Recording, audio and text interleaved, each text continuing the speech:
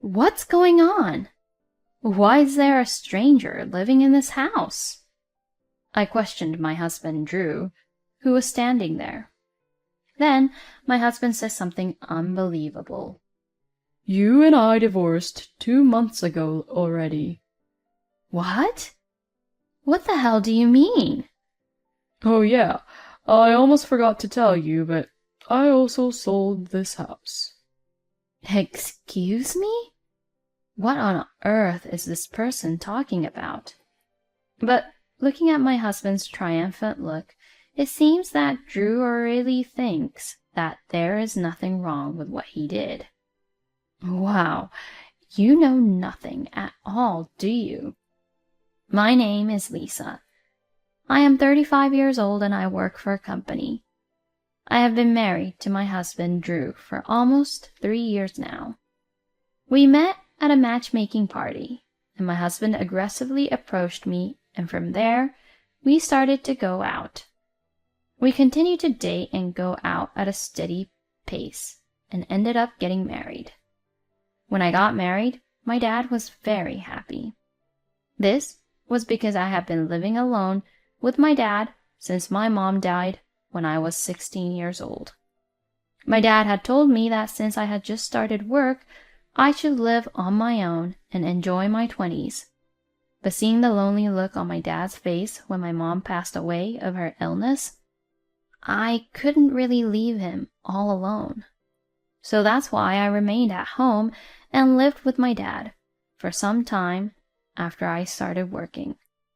Still, as I entered my 30s and people around me began to not only get married but also have kids, I began to feel bad about ending up without showing my dad being a bride or his grandkids. Therefore, I started stepping out to meet people at parties. My father was very moved when he saw me as a bride. I wish your mom could have seen you like this. I almost cried when he said that. After the wedding ceremony, I started my newlywed life with my husband. I was enjoying my married life, thinking that my next goal was to have a child and show my father the face of his grandchild. My husband and I were in love in the beginning of our marriage, and since we both worked, we supported each other while sharing house chores. But after a year of marriage, my husband's attitude gradually changed. I'm home. Oh? You were late coming back home today? No, I came home on time as usual. And you haven't made dinner yet? It was the day my husband was in charge of cooking dinner.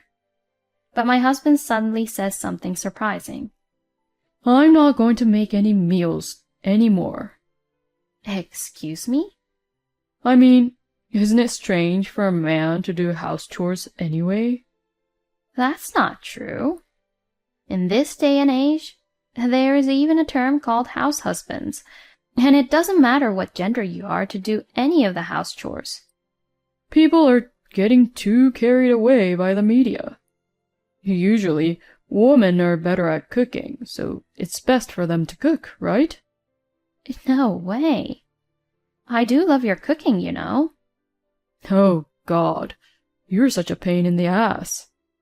Well then, all the days that I'm in charge of cooking, I'll either get us a delivery or get frozen meals. What? That's a bit... It costs a lot of money, and health-wise it's not that good. Then you cook. My husband said that and started forcing me to do all the house chores, even on the days he was in charge. He was kind to me when we first got married, but why has he turned out this way? Maybe this was actually who my husband was. I'm not really sure, but I wasn't thinking about getting a divorce yet. I had been able to make my dad happy by getting married to Drew, but I did not want to make him worry again by getting a simple divorce when I had not yet achieved my goal of showing him his grandkids' faces. Besides, I still loved my husband, and if possible, I wanted to get back to a relationship where we could properly care for each other again. So, I did all the house chores by myself. even though it was very difficult for me to balance everything out. My husband and I are both full-time employees, and we are in about the same position in terms of earning income and having the same responsibilities. The time we leave the house and the time we return home is not much different. So, of course, we split our living expenses 50-50. Yet, my husband seems to think that he is superior. He seems to assume that the man is absolutely superior back at home. After 2 years of marriage, my husband has become a complete chauvinistic husband. I'm home. You're late. Hurry up and make dinner. I've been working late, you know. Can't you at least help me cook a little? Huh? I'm home being exhausted. Besides, housework is your job as a wife, right? Shut up and get on with it. Being dismayed and disappointed at my husband on how old-fashioned his ideas were, I thought that if I argued further, it would only make me tired. So I had no choice but to cook. From this time on, I gradually lost hope in my marriage with my husband. I doubt that my husband will ever return to the kind person he was when we were first married. I'll never achieve my goal of showing my dad his grandkids. I decided it was time to prepare for divorce, and I decided to talk to Dad about it. I see. I'm really sorry. Dad, you were so happy that I got married. What are you talking about? I'm not saying that you had to get married or that I had to see my grandchildren. As long as you're happy, Lisa, I'm happy. So, if you can't spend your days smiling in your married life, don't force yourself to stay married. Dad, thank you. Since Dad said that to me, I decided to prepare for divorce. But then, I received a call from the hospital that Dad had collapsed. I had just come home from work and was preparing dinner. What? My dad? I told them I would be right there and started getting ready to go to the hospital. Then my husband stopped me and said, Hey, where are you going? Dad collapsed suddenly, and he got taken to the hospital, so I'm going to the hospital. I wanted to go to the hospital as soon as possible, but my husband says something unbelievable. What? What about my dinner? Huh? I'm starving. You better not go to the hospital and just hurry up and finish cooking my dinner. I despised my husband for what he had said. My love for him had long since disappeared. I came to really dislike him, or rather, his very existence had become impossible for me to handle. Before I knew it, I was yelling at him. I'm not your mother, you know. Don't be a grown man waiting to be fed like a baby bird. You should at least prepare your own dinner. My husband looked in shock that I said such a thing. I ignored him and left the house, got into the car, and drove to the hospital where my dad was taken. When I arrived at the hospital room, Dad was asleep on the bed. The doctor asked if I was his daughter, and when I said yes, he took me to another room and explained about Dad's condition. He told me that Dad had suffered a stroke while shopping at the supermarket, and that he had been visiting the hospital for several years because he had not been feeling well. I was surprised because I did not know that Dad had been visiting the hospital. The doctor told me that he would be in the hospital for a while and asked me to bring him a change of clothes and, if possible, to visit him frequently to check on him. I immediately agreed and decided to go there every day. But this hospital is quite far from my house. So, I decided to stay at my dad's house for a while because it was closer. But the problem was my husband.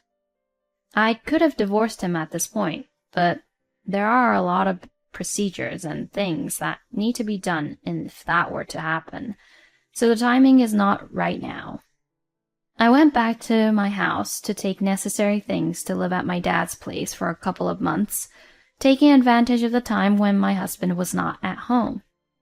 I explained the situation to my husband over text message and told him that I would live at Dad's place for a while and support my dad.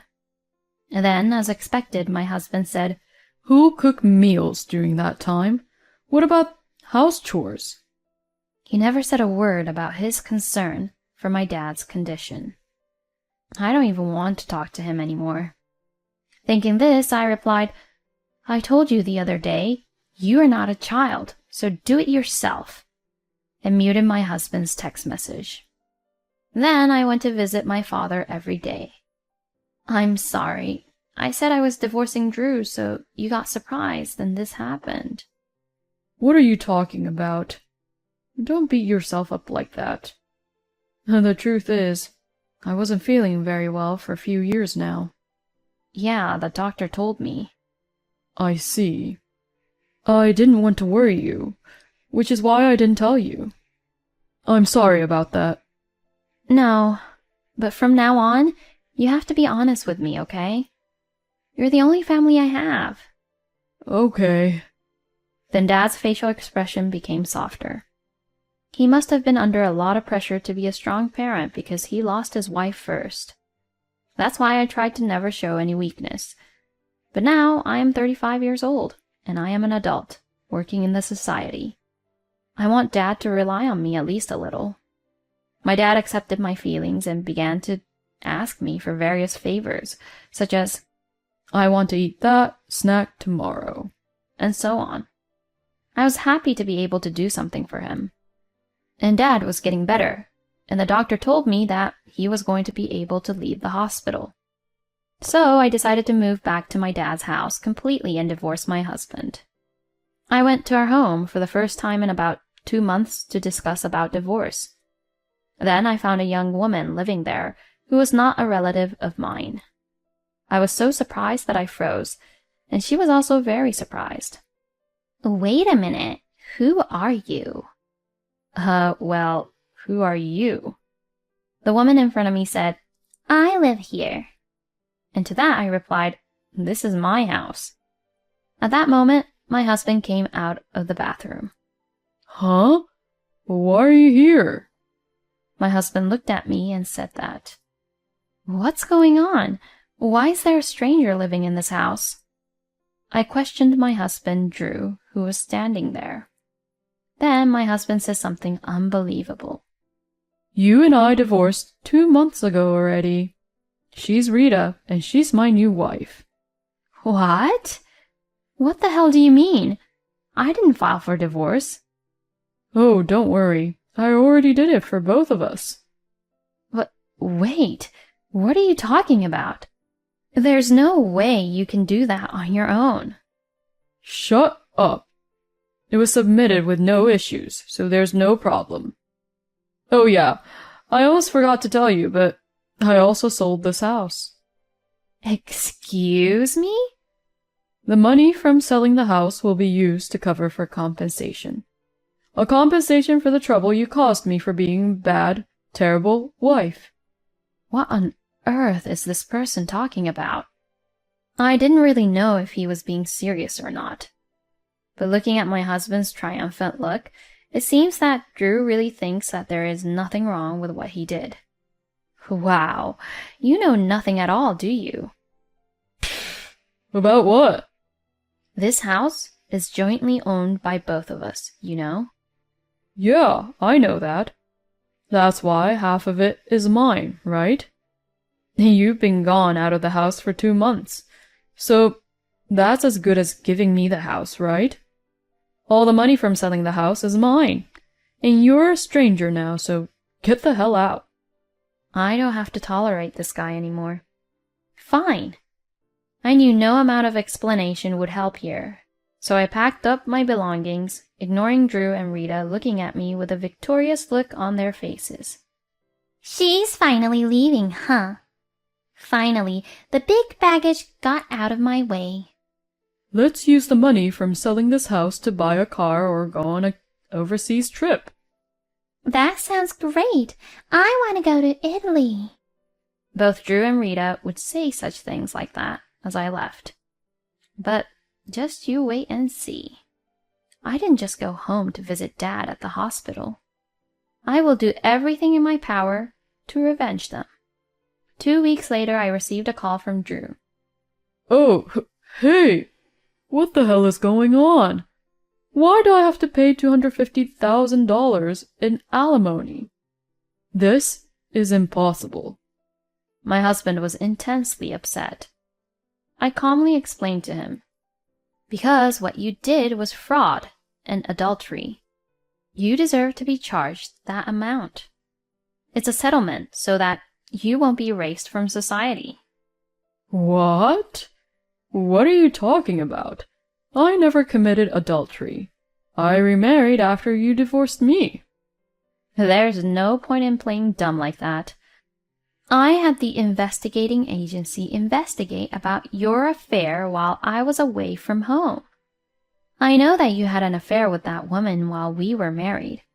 And the divorce papers you filed on your own in the first place are invalid. What? No way. Drew apparently really thought that the divorce papers were valid. But since we have proof of Drew's affair, he understood that he would have to pay alimony. The crime of submitting the divorce papers without permission is also known as a forgery of a private document. In other words, it is a complete crime. If I file a proper notification to the police, you will be a criminal. Excuse me? Then you'll be fired from your job and won't even be able to find another job since it'll be in your records. Oh no. Well, if you prefer that, I'll cancel the settlement and file the report. Well, wait a minute. Okay. But even so, isn't $250,000 too much? That includes all the harassment I received from you, as well as the fees for your affair. So I get $200,000, which is half of the $400,000 you sold the house for, and $50,000 in alimony. No way! I'm going to be left with $50,000 in debt. So I can call the police then? But if I do that, I'm sure you'll lose more than $50,000 though. Oh, I got it. I'll pay you. Just don't do that. It's settled then. Thus, I officially divorced my husband and got all $400,000 of the money from selling the house. And since my husband said he couldn't pay in one lump sum, he decided to pay the $50,000 in alimony in installments. I told him that if he failed to pay the alimony, I would report the crime to the police, so the payment has been made without delay. Of course, I also requested alimony of $30,000 from Rita. Rita said that she too was charged such alimony. Plus, she didn't get the money from selling the house, and when she found out that my ex-husband was in debt, she immediately dumped him. So, Drew was left completely alone, living even poorer and paying alimony every day. But it was all his own fault, so I don't feel sorry for him. On the other hand, I had a lot of money, and my dad was out of the hospital and living well at home, so although my marriage was difficult, I thought it was a good thing in the end. I am also approaching my late 30s, and it is getting harder and harder to find new people. So, I am thankful that I have some savings. So for now, I'm going to live while working hard and cherishing the time I have with my dad. Thank you for watching until the end. Please subscribe to our channel. See you in our next video.